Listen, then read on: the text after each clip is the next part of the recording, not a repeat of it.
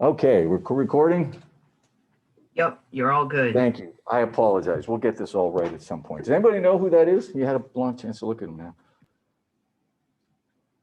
Nobody recognize? Ohio's own William McKinley, the last president of the 19th century. This is John Sherman. I'll talk about John Sherman as well. You might remember that name from the Sherman Silver Purchase Act, probably not that one, but the Sherman Antitrust Act, which came at the end of the 19th century. Sherman was a longtime Republican, one of the key figures. First, let's put this in kind of political science frame. Oh, we'll get there. Come on. Why will that not load? Easier slideshow. Okay. Sorry, guys.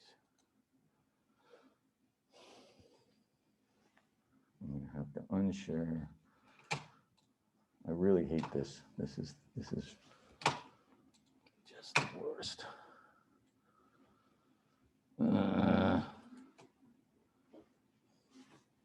I'm a Mac person too, so these PCs drive me crazy. Okay, now my mouse is, there it is, stop share. Okay, now I need to go to back to my PowerPoint, open it up.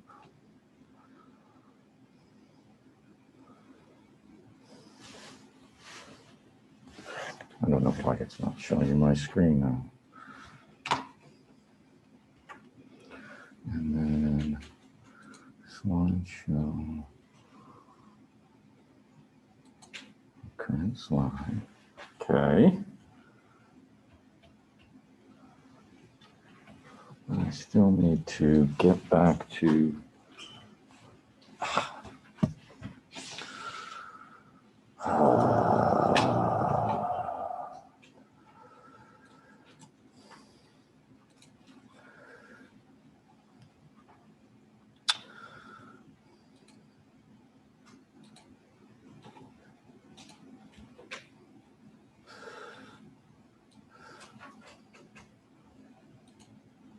Have we got everybody? Can you see it?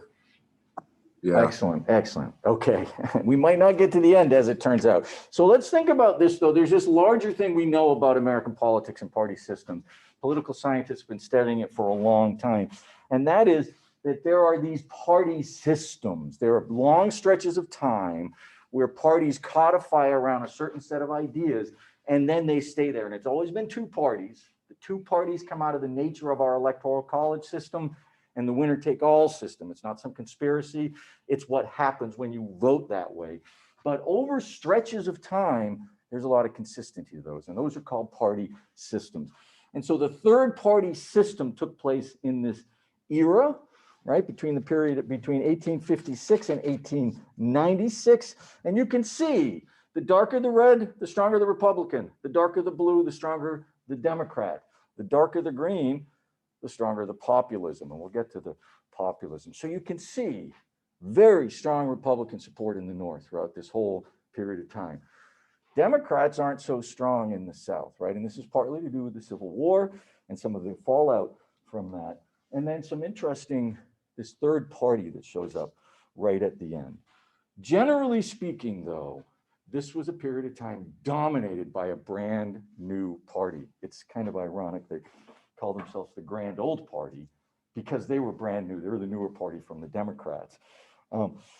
They came to dominate, and we can say, based on the work that they did in the late 19th century, that it was the Republican Party that gave shape to most of the elements of the modern US state. That is, they grew the state in this period of time and they modernized it. And it was the Republicans who were doing that. The modern state, in their view, was there to shape and constrain the conditions of economic development in a manner that maximized free market dynamics, right? They wanted to eliminate obstacles to trade. Internally, they wanted to provide market tools and market connections, communication and transportation, and they wanted people to be able to trade freely. in this space, within the space itself. And they did this with a set of laws, a set of policies about a central money supply, about a standing army, about public subsidies to railroads, about Indian removal, and about free markets and how they should operate. So let's just kind of find the origins of the Republican Party. It was founded in 1854, and it was founded kind of in the middle of this decade when industrialization was taking off, which was raising some questions about slavery. This enormous demand for labor led Northern Democrats. So the Democrats are the pro-slavery party, but the Northern ones started to say, no more slavery. They weren't against it in the South. They didn't want it in the territories. And the Whig Party, which was the other party to the Democrats before the Republicans, began to fracture along the question of slavery as well. And so the Whigs, who were anti-slavery in the territories, and the Democrats, who were anti-slavery in the territories, got together and formed the Republican Party in 1854. So it tended to be more of a Northern party. They organized around the basic ideology of what you would call classical liberalism. Classical liberalism. Simply put, classical liberalism says the greatest number of economic decisions in a classically liberal society should rest in the household. They shouldn't be made by large institutions or the government. They should be made by households and individuals who are free to make the economic decisions that they want. And they certainly shouldn't be made by the state, right? It implies some things about communication. It implies a free press, which is already in the Constitution, but it also applies a free conscience, that people have the right to think whatever they want to think, and it elevates the individual. But in order for classical liberalism to actually survive, it's also called laissez-faire. You've probably heard that term as well. The state has to set the conditions for it. They have to set rules, they have to set parameters, they have to figure out ways to arbitrate conflicts. In fact, everything we've seen so far this semester, right, in the environment, the grand expansion of territory and the launching of that extractive resource economy, that meets the liberal idealism. In the economy, that explosion of economic activity in the Midwest, right? Also, the rise of the modern managerial enterprise, and then the new social order we saw rise last time. All of them take place within the constraints that the state is laying out there. And we'll see that it was the Republican Party that laid the foundation for all of this. And in fact, from 1860 to 1900, there was only one Democratic president all the rest of the time. And he got elected twice. That was Grover Cleveland. But until the end of the century, the Democrats just don't have any power at all. We're also going to notice, so it not only shaped the future, but it left some people out, and it changed itself through this course of time. So the Republican Party is formed to stop slavery in the territories, and sort of right on cue that same year, Stephen Douglas writes and passes the Kansas-Nebraska Act.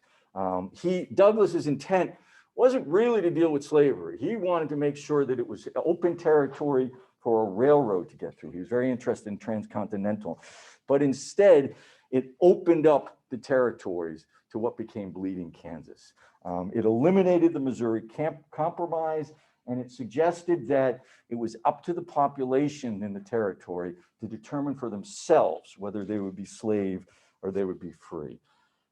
By 1856, the Republican reaction to all of this was strong enough that they had a national party.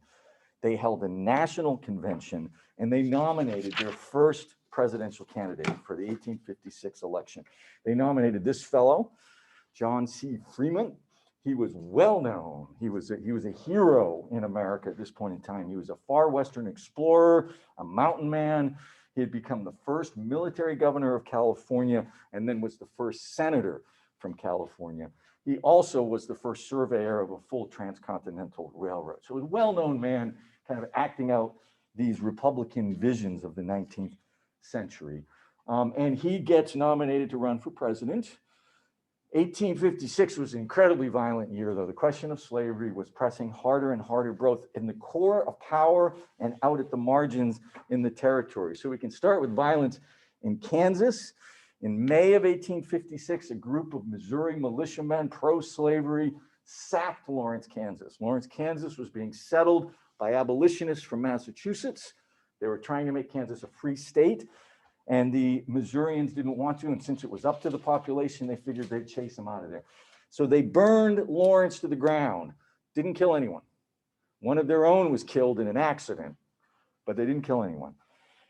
Back in the Capitol, the same month, Charles Sumner gets up on the Senate floor and gives a rousing anti-slavery speech in which he impugns Preston Brooks' third cousin on his mother's side in some offensive way.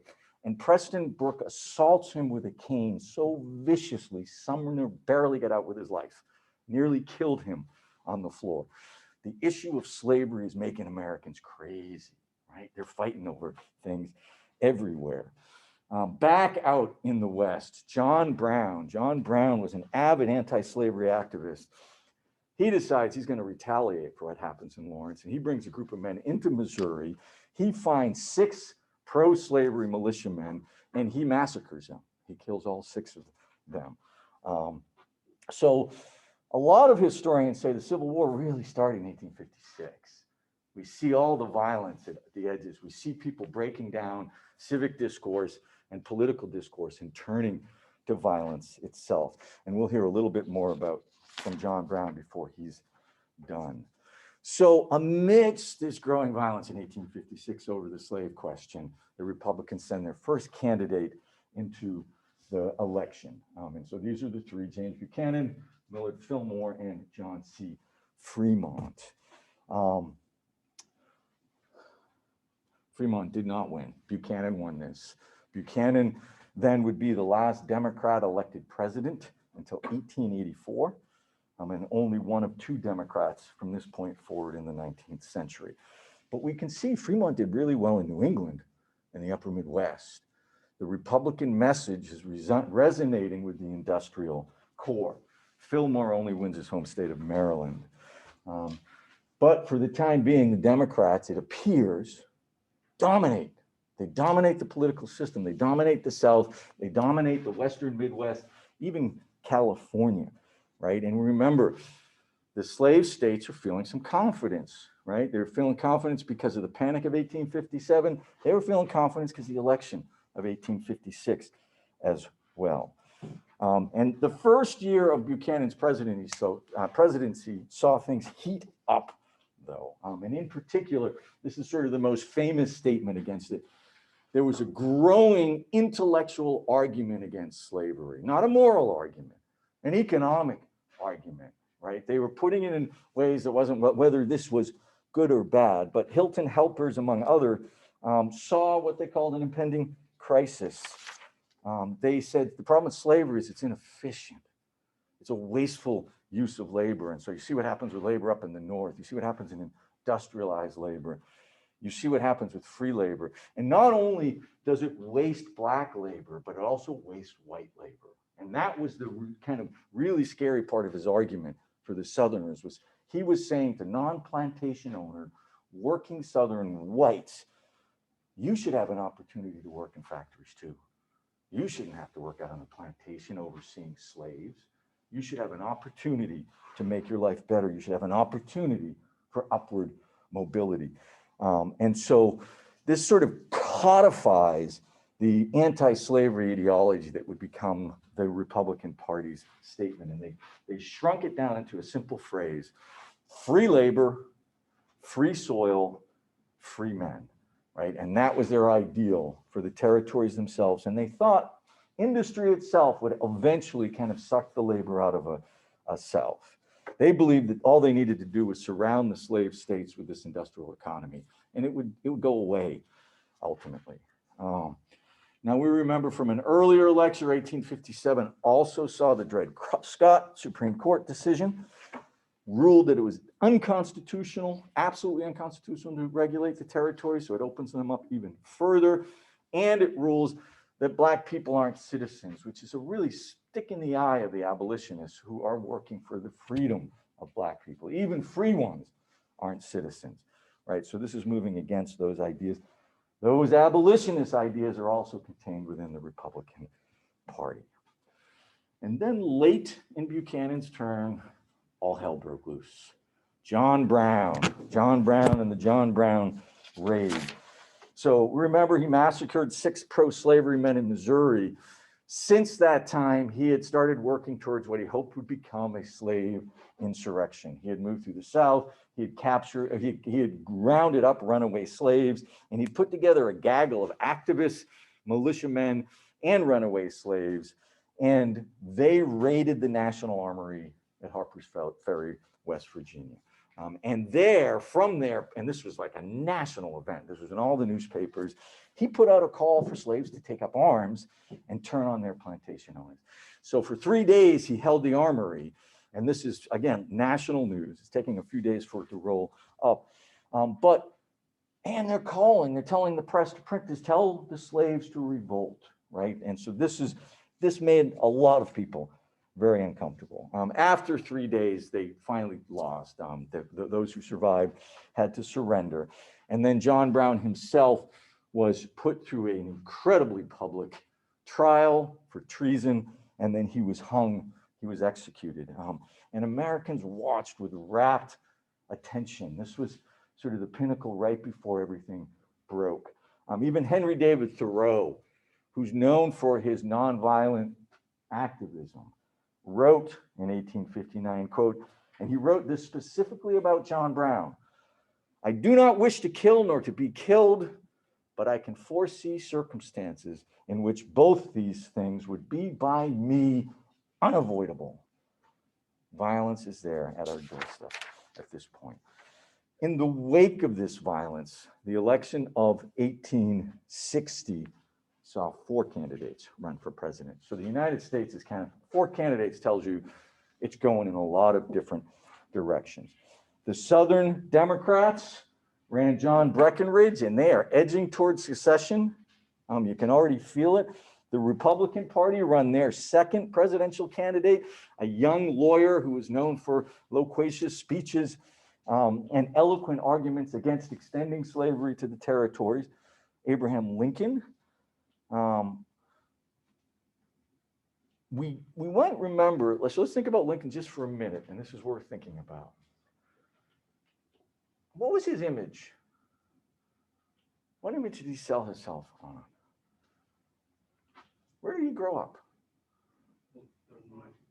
And okay, and what was the character of the place that he grew up that shaped him? Has anybody read anything on Lincoln?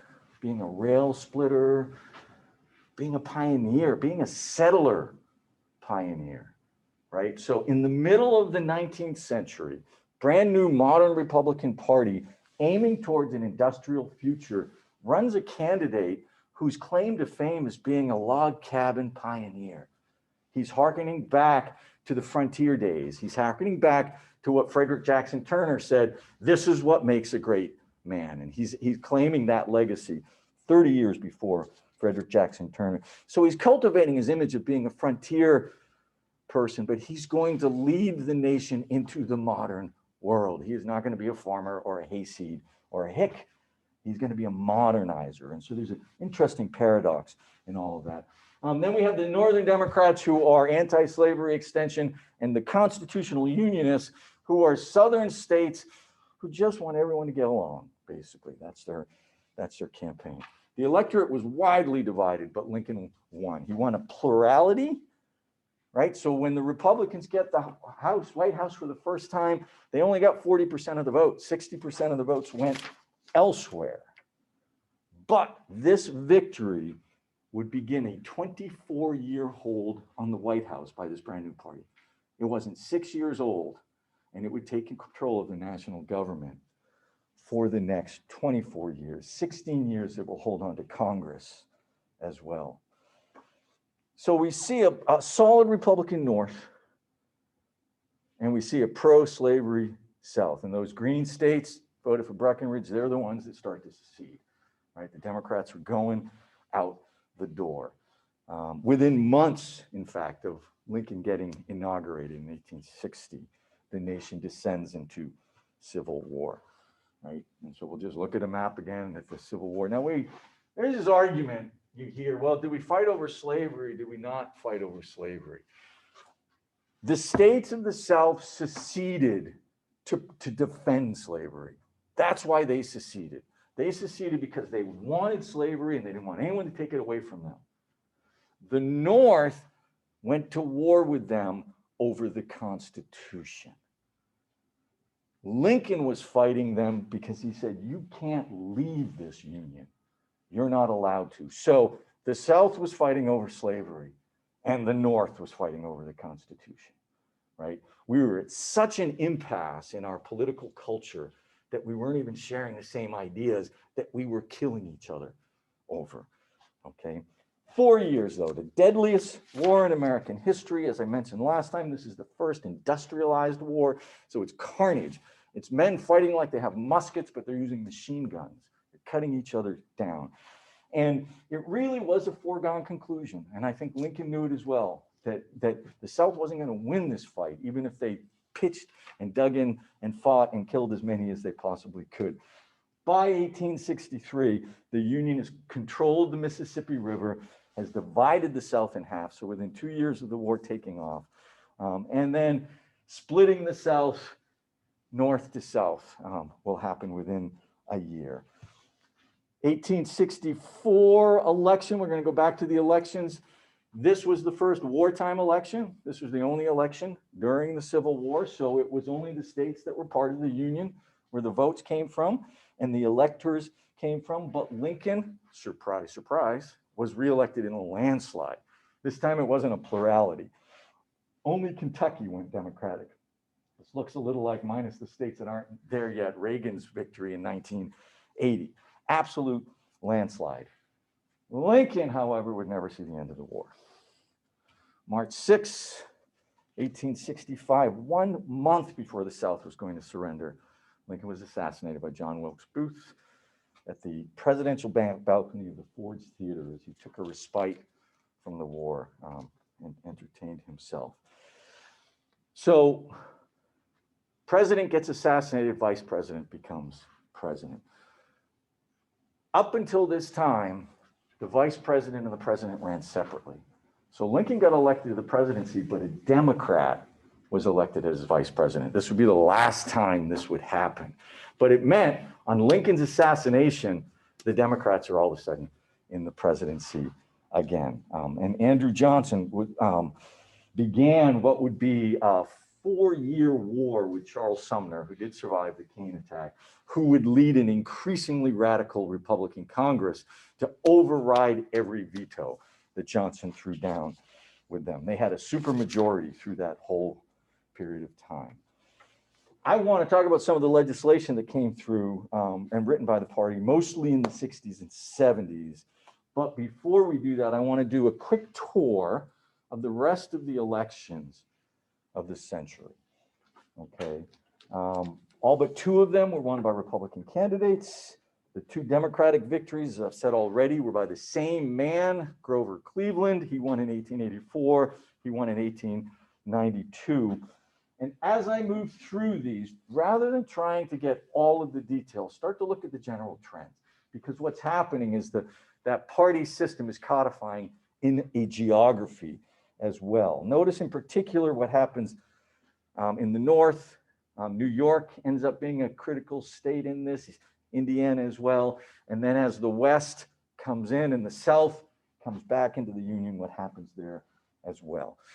So 1868, the Republicans would continue to hold power. Civil War general and hero Ulysses S. Grant wins across the North, as you can see, except for New York, New Jersey, and out in the West as well. Many of the southern states, let's remember, have newly enfranchised freedmen voting, and the freedmen are voting Republican. They're voting Republican because the Republicans were responsible for defeating the South. And in this election, this is the first election in US history that there was a biracial electorate. Now, it would go away within a decade, but this is a monumental election for all of those things. Texas and Mississippi and Virginia are not yet back in the Union, which is why they're green. They still haven't done everything they need to. And except for Kansas and Nebraska, California, Nevada, and Oregon, the interior and the far west. So we're starting to get a west, but there's still all this space where there are people, but there's no electoral. There's no election because they're only territories. Grant was reelected, 1872. That is a mess of an election. This is the South finally coming back into the Union and the Democratic Party in disarray, right? And so 1872, the Democrats, or whatever is going to happen in that other party, has not codified yet, and Grant is able to take care of it, win the North, win the Great Plains states, win the West as well. And this shattered field of candidates gives no other party a chance whatsoever. Also, the Republicans continue to hold Congress, right? So this is still a Republican hold.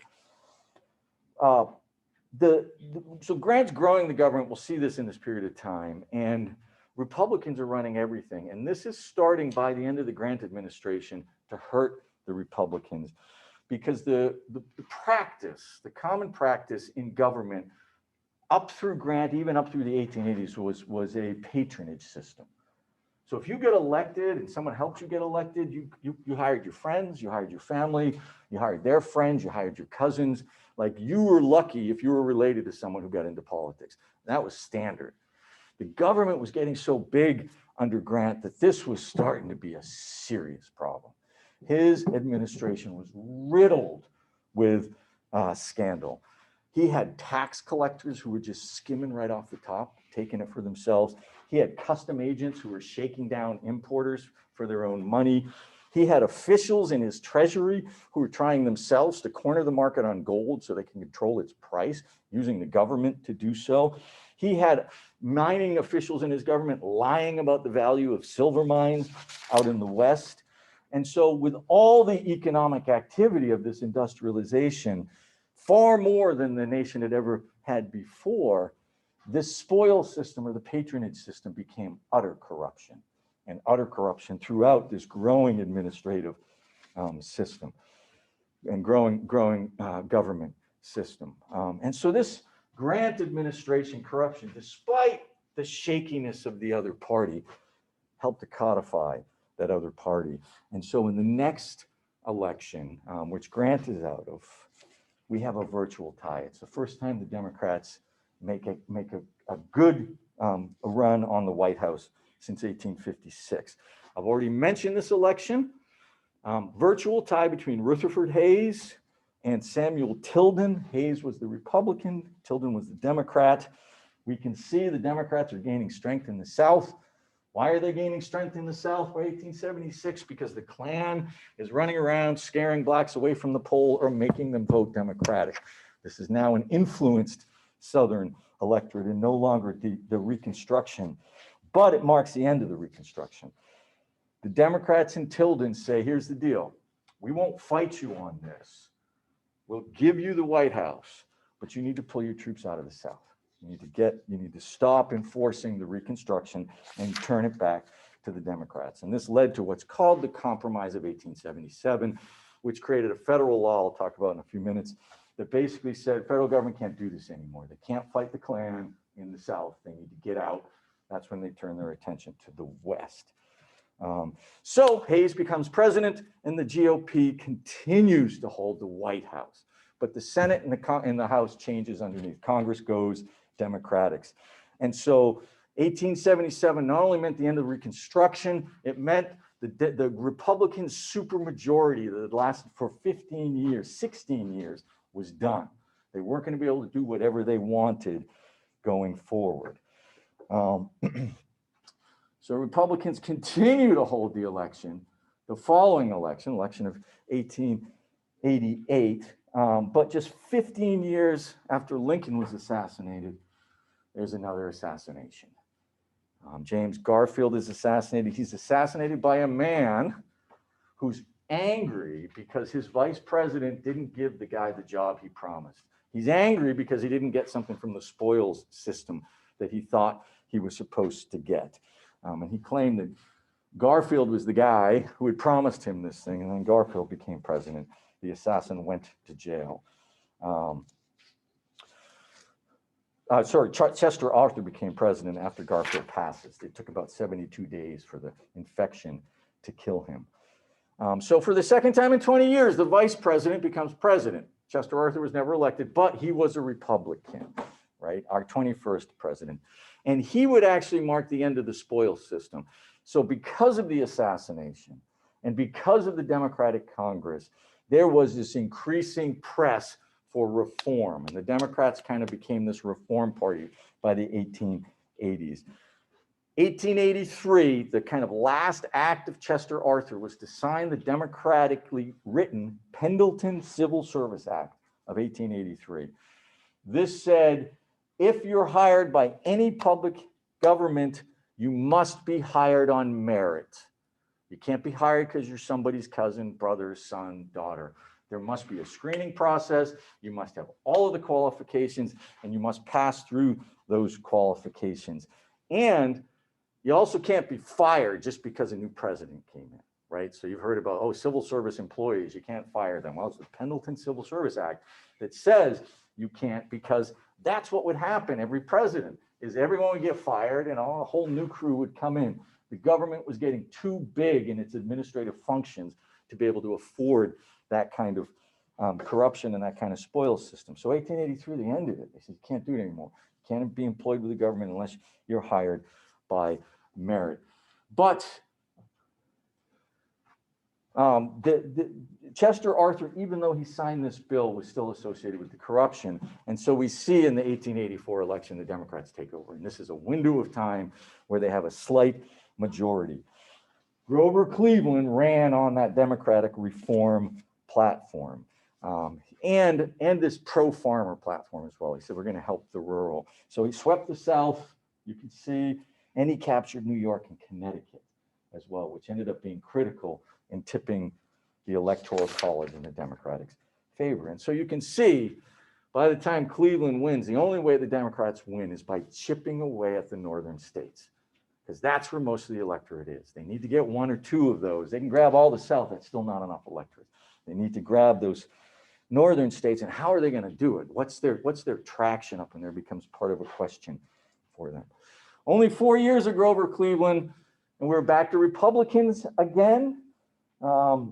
Harrison won back New York and Indiana, right? So it was really just flipping those states. He still had a Democratic Congress, so there's no consensus in terms of one party or the other at this point in time. And then let's go to 1892. We noticed something interesting about the election of 1892, and I'll try to get into some details about this in a minute. But by 1892, in the 4 years between 1888 and 1892, well, first of all, a whole bunch of territories became states, right? So Montana, North Dakota, South Dakota, Idaho, Colorado, Wyoming. But then there's this 5 states captured by a third party, and this was the Populist Party. Really remarkable. They won 5 states. They were actually a very serious contender at this moment in time, but this would be their last moment. We'll just notice where they win. They win in 3 silver producer states: Idaho, Nevada, Colorado, and 2 Great Plains states. Really 3. Colorado's got Great Plains in it as well, but Kansas and North Dakota, right? Great Plains. So farmers and miners, and that's what they end up being, a party of farmers and miners. The election of 1892 had put Grover Cleveland against the Democrat William Harrison, and then the Populist Party leader James Weaver, and Cleveland would be re-elected, the only president in U.S. history to serve 2 non-consecutive election terms. But in both of those, he worked on government reform. He worked on eliminating waste and prosecuting graft and getting the corruption out of the federal government, and really started to make reform and good government part of the Democratic Party. But the Democrats only had one. So this is the Democratic election of 1896. Instead of a third party running, William Jennings Bryan and the Democrats had essentially absorbed the populist party platform to make them go away in a sense. But the fear, and this is actually a negative cartoon, is that the populists have taken over the Democrats. And this was designed to scare Democrats from voting for the candidate, right? Don't vote for the Democrat because he's really a populist in disguise. He's really about two metals. He's really about free credit to farmers. He's really about nationalized railroads.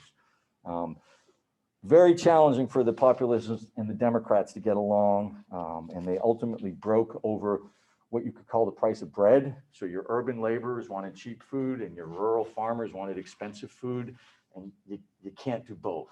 And they had these constituencies that are actually fighting against each other.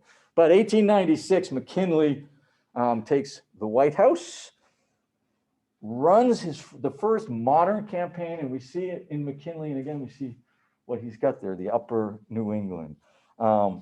He's winning with a constituency now made up of the highly populated, industrialized North and West Coast.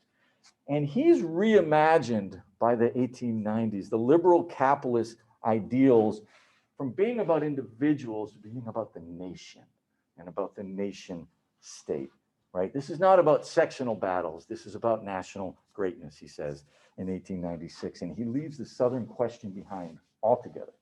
Why is Oklahoma split in two like that?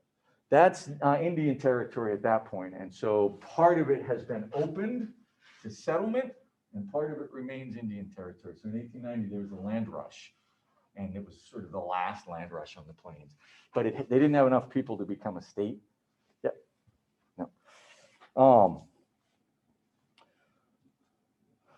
So this is who's supporting him. And let's just remember this map. It's this region in 1900, right? The core, the nationally focused, vertically and horizontally integrated, fossil fuel powered industrialization would embrace the Republican Party, but really the reverse happened. The Republican Party embraced them in very significant ways. The Republicans by the 1890s would never again toy with aggressive interventions like Reconstruction. They would instead turn those energies outward, away from the nation and into a global power as they went to war with Spain in 1898 and became an empire. McKinley brings on the modern Republican Party. As I said before, this is about national prosperity, not sectional success. This is about having a global reach, right? Prestige abroad, not about trying to settle the far west. And this is about industrial power. And we know it is because he's standing up on a gold coin. And I'll talk about that in a minute. It is also, and we'll see this more in the next section, the kind of culmination of whiteness, white supremacy. It's a very white culture, and it's very self-consciously white in a way it hasn't been before. And it articulates these ideas in this period as well. So the nation, national instead of sectional, and very much considering itself a white nation. McKinley ran again in 1900 and won again in 1900 with an even greater margin over Bryan. Bryan's got the South and still some of those key states. But it showed the power of this focus. It showed that when you invest yourself in this national wealth, you could be wildly successful. That's what McKinley and the Republicans realized. But within a few months, third time in 40 years, so 3 times in this period, we lose a president to assassination. This time it was an anarchist who felt that this industrial gold standard that McKinley was bringing forward was just oppressive. So within 9 months of his second inaugural address, McKinley's vice president, a gentleman named Theodore Roosevelt, you can see him in some of those pictures, would be sworn in to lead the Republicans into the 20th century. I'll get back to this when we talk about this in 3 weeks, 4 weeks from now, when we get to the end of Unit 2. This was a sudden change in direction. This was an accident of history.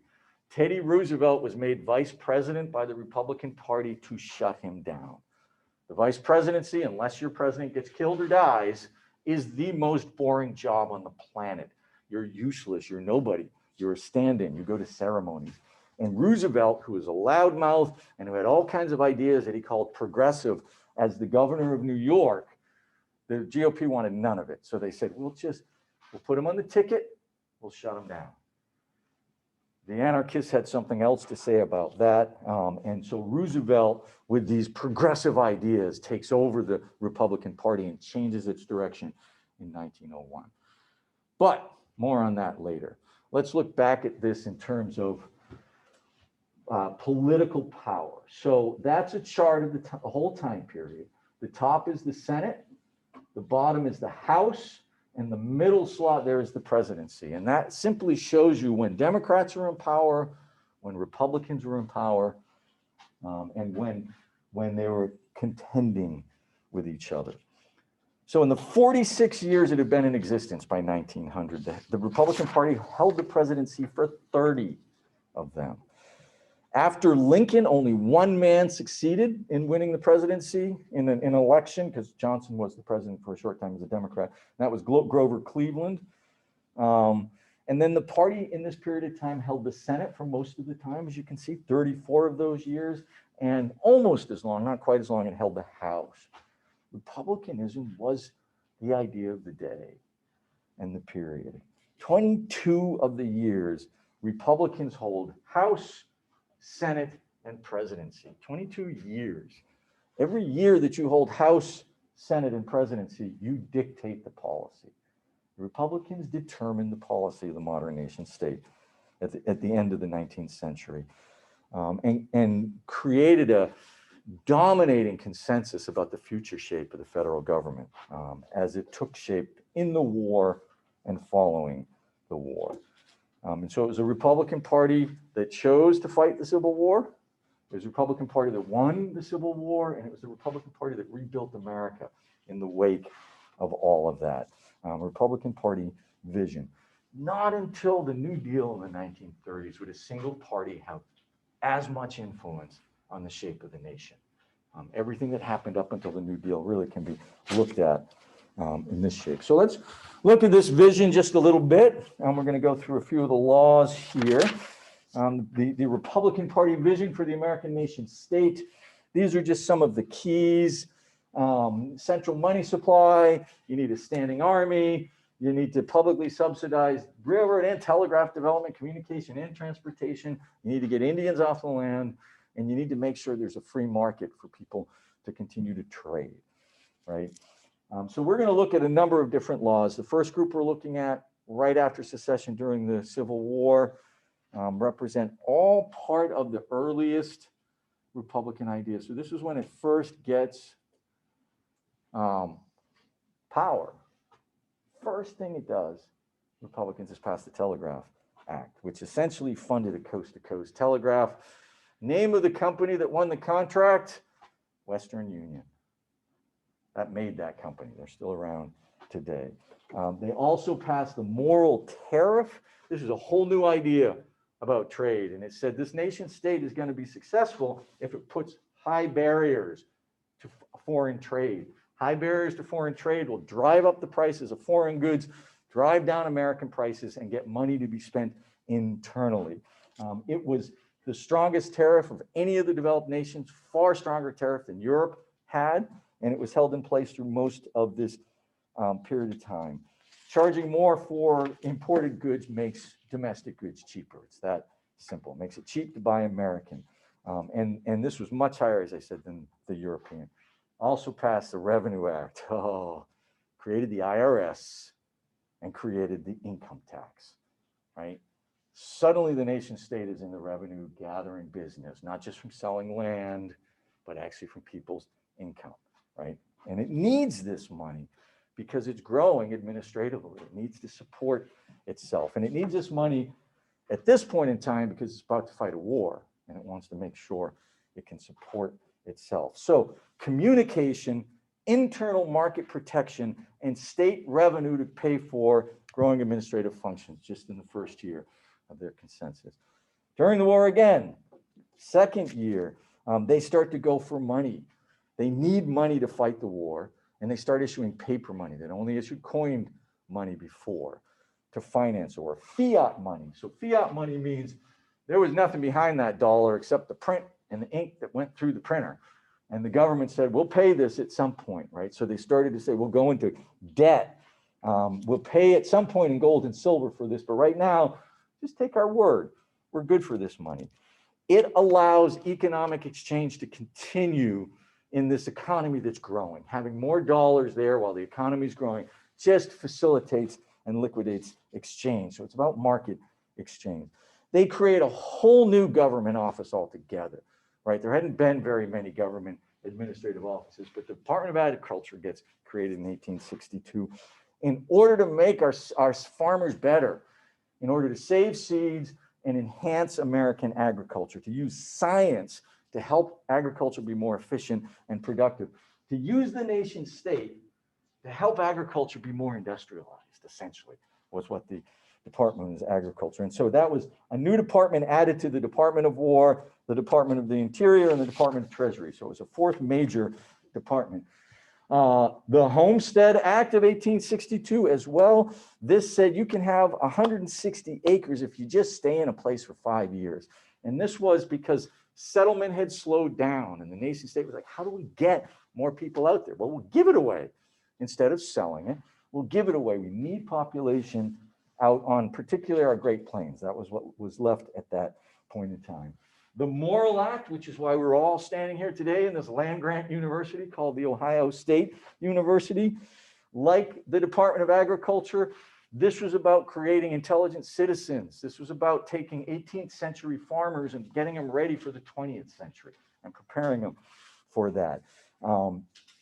It was a land grant, so we're in a conversation about this at Ohio State right now. What they did, the federal government said, we've got land that was deeded to us by Indians. We're going to give you that land. So Indian land was given to states.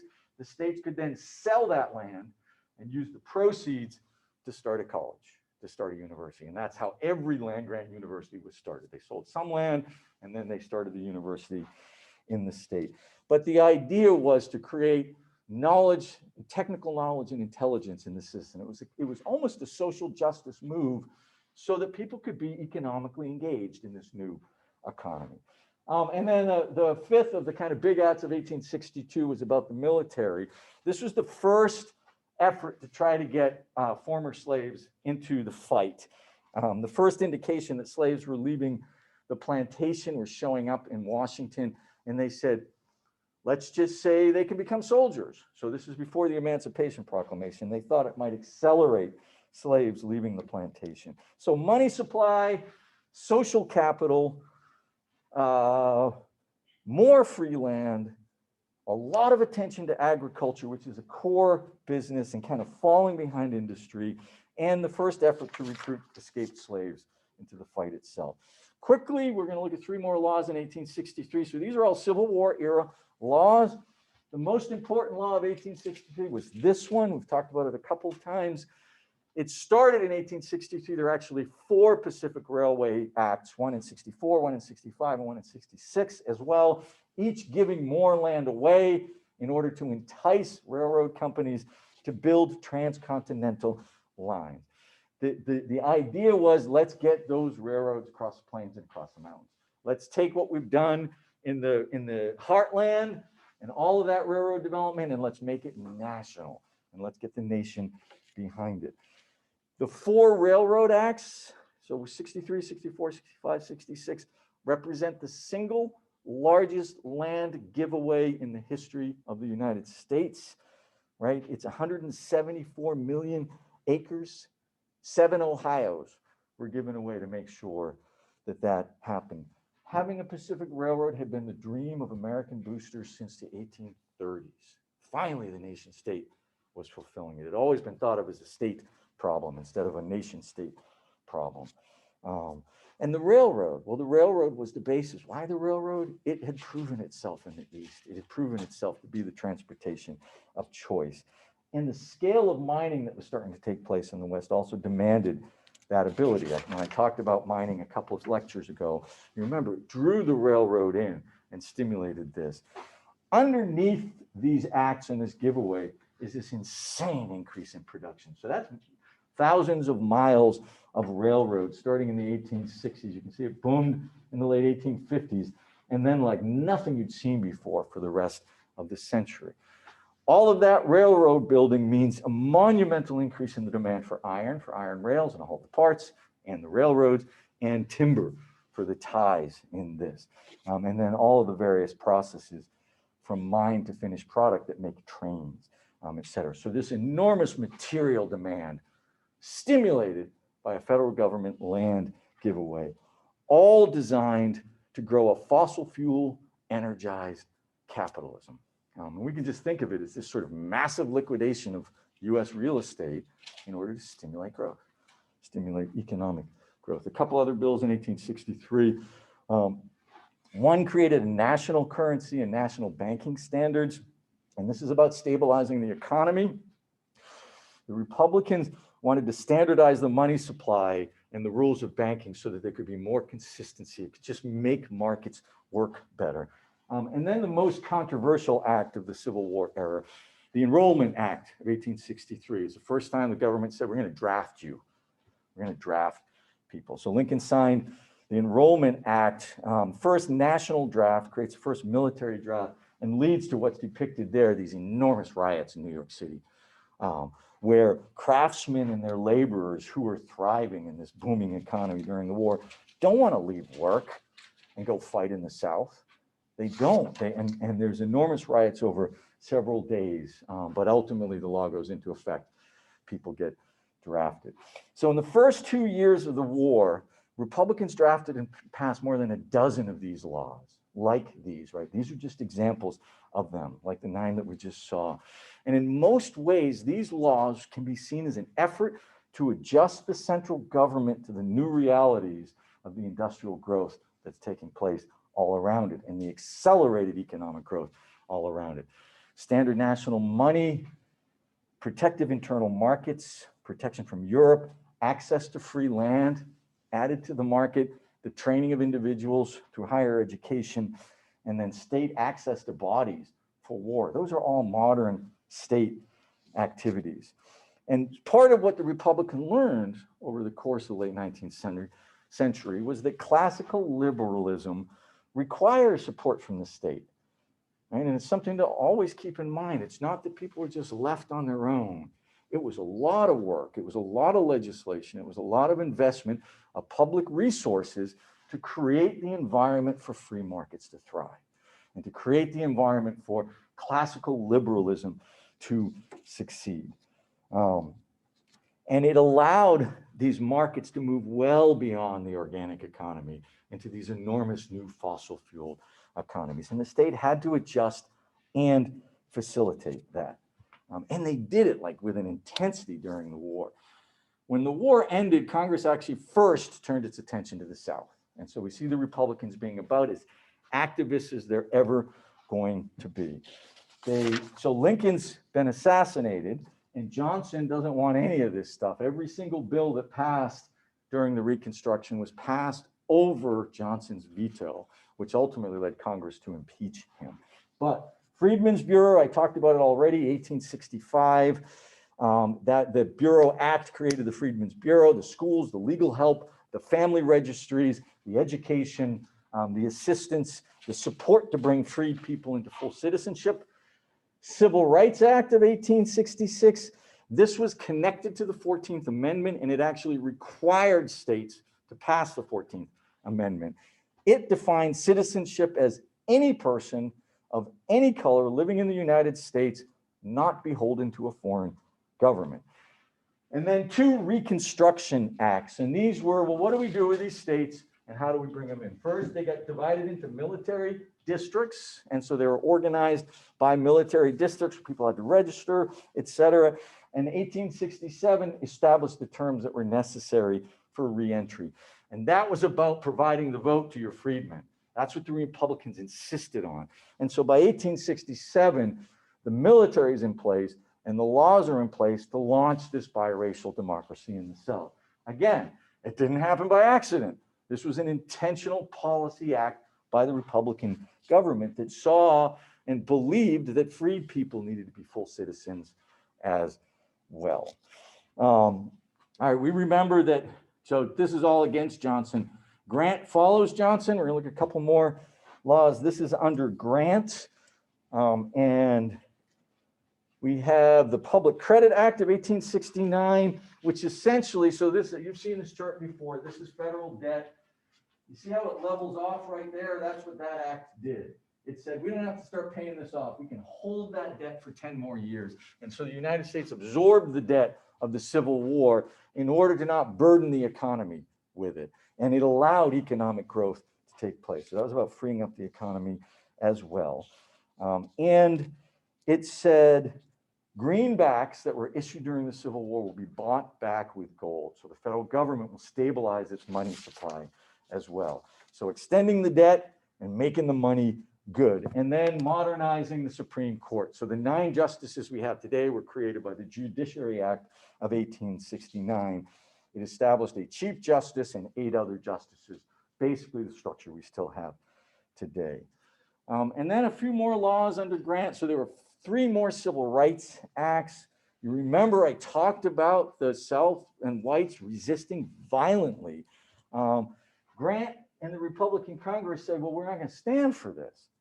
We're going to have the federal government come in. So in 1870, that Civil Rights Act said the president has the authority to enforce the 15th Amendment. 15th Amendment was the voting amendment. That means he can send troops to protect voting places. Why? Because if he doesn't, blacks are not allowed to vote. 1871, the Klan is getting out of control. The Civil Rights Act of 1871 was also known as the Ku Klux Klan Act, and it lifted habeas corpus in order to fight the Klan. What that meant was Grant could put soldiers in people's houses if they were down there to fight the Klan. And that was, that suspends that constitutional prohibition. And then the Civil Rights Act of 1875. Sumner wrote that, and he wrote it in 1870. It was the last Civil Rights Act to be passed until 1965. All of this will disappear within a decade. This law demanded unsegregated, equal public accommodations. So the Civil Rights Law of 1875, in fact, makes it federally illegal to have a Jim Crow system, which eventually emerges in this space. Here we go. Grant also found that he had this problem.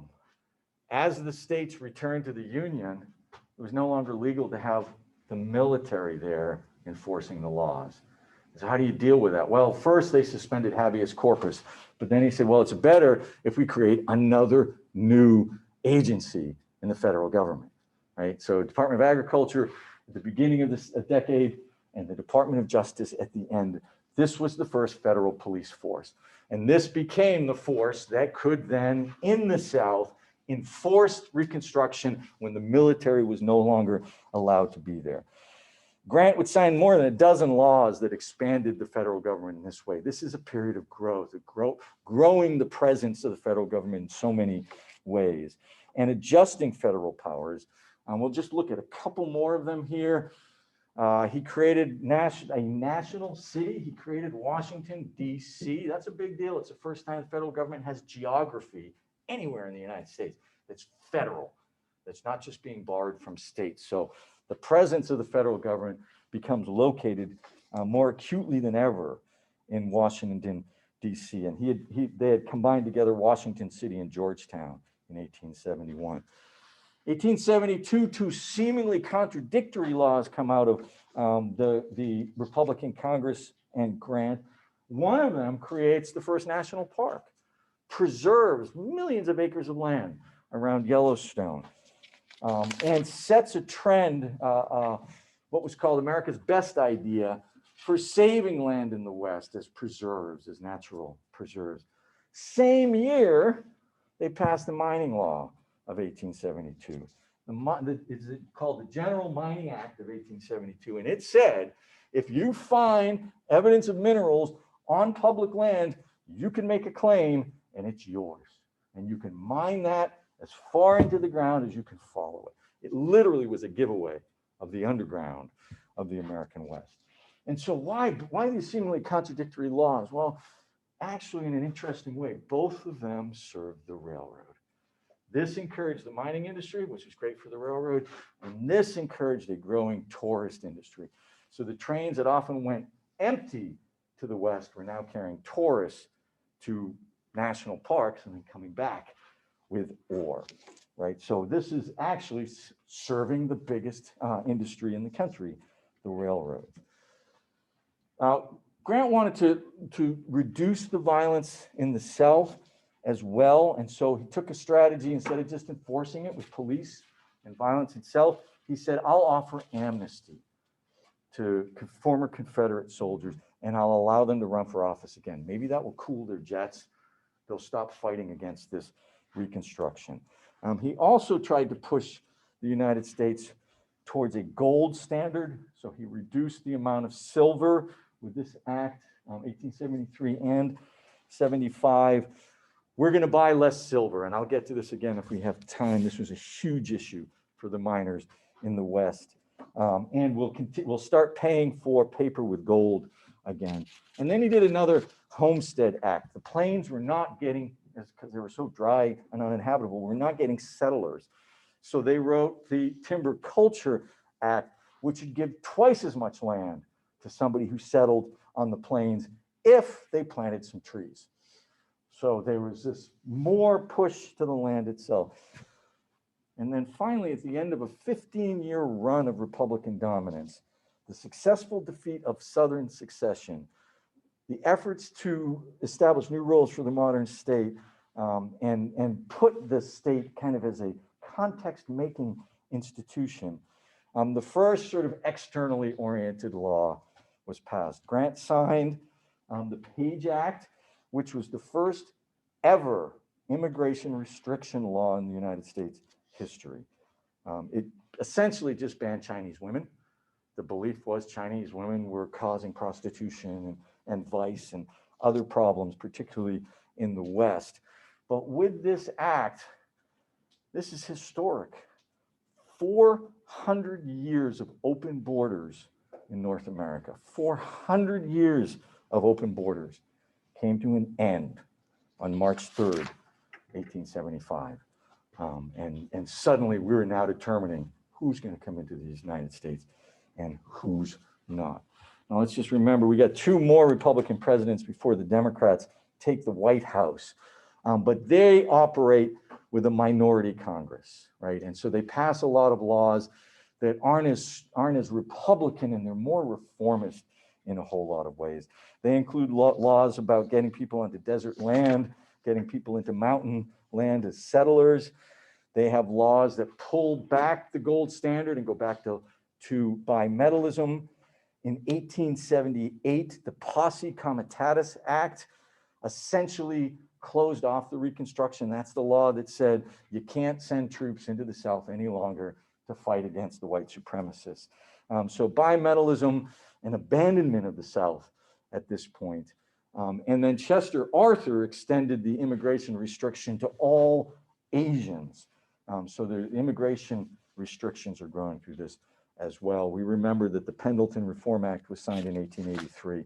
There was also a lowering of the tariff in 1883. And in the early years of the 1890s, again, it's a balance of power and interest. And so we see the Interstate Commerce Commission gets created. That's to regulate trade between states. That's another big federal agency. The Morrill Act of 1890, the Morrill Act of 1870 was segregationist. It didn't allow blacks to go to these colleges. But in 1890, Morrill said, let's create colleges for blacks as well. And so in 1890, the same land grant deal was done, and all of the black land grant colleges were created.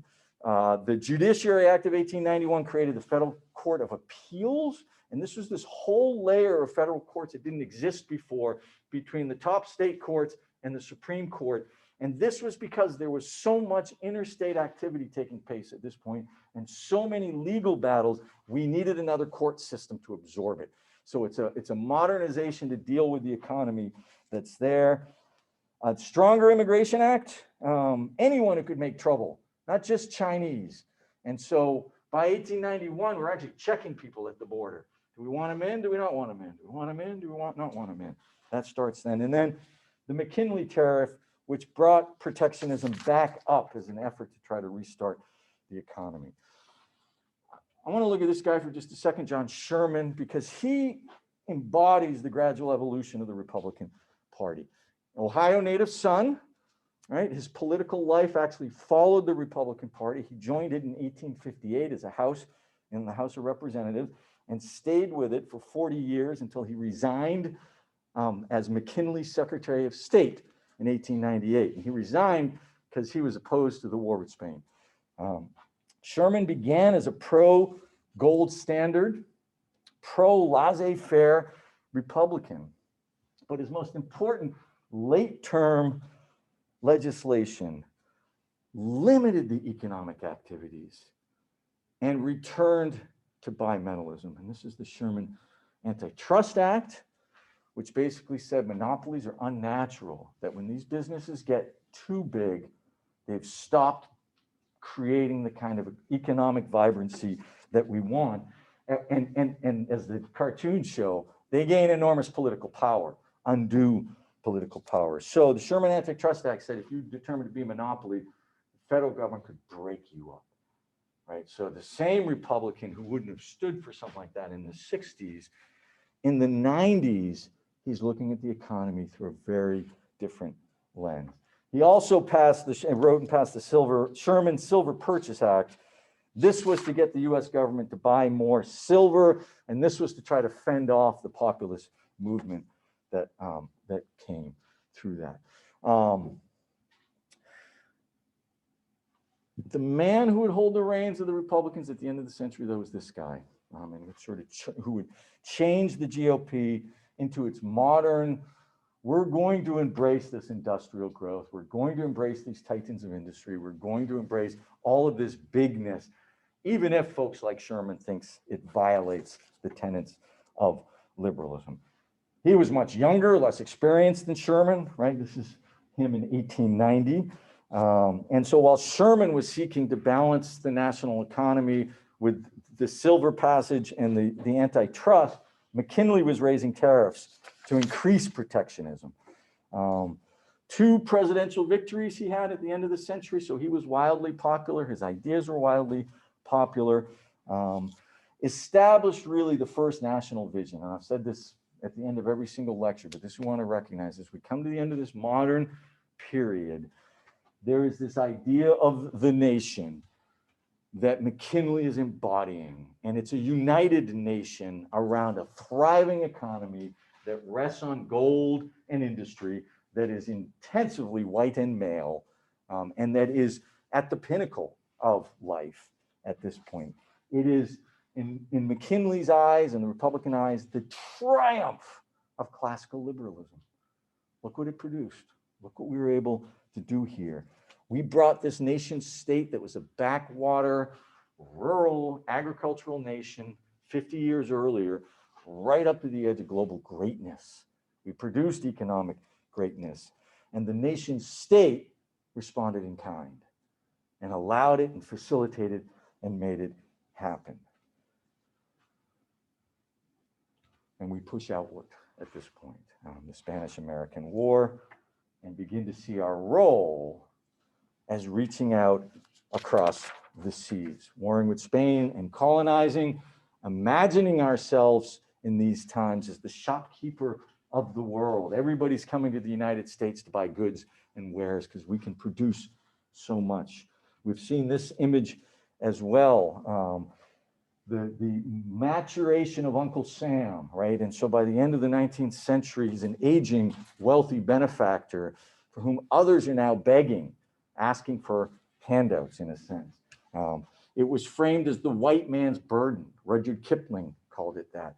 The necessity for the overproductive Americans and Europeans to bring these goods to the uncivilized parts of the world. The Asian countries that need our stuff for development. And it's interesting because at the same time this is happening, we're excluding the Asians. Let's keep them in China where we can sell them goods instead of letting them come to the United States. So an absolute triumphant nationalism, and a nationalism that's connected with the success of the economy, the overall aggregate economic success. How am I doing on time here? All right, I'm going to very quickly tell you a little bit about the populist movement, these green states out at the edge. What's going on with these things? Well, there's two things going on. One is if you're rural or you're a miner, the gold standard is not your friend. It makes the gold standard makes money more expensive. It makes it harder to get.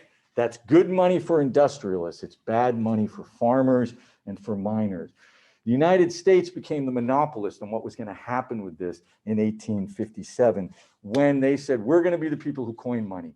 That's it. No one else can do it. And we're going to coin money made of silver and gold.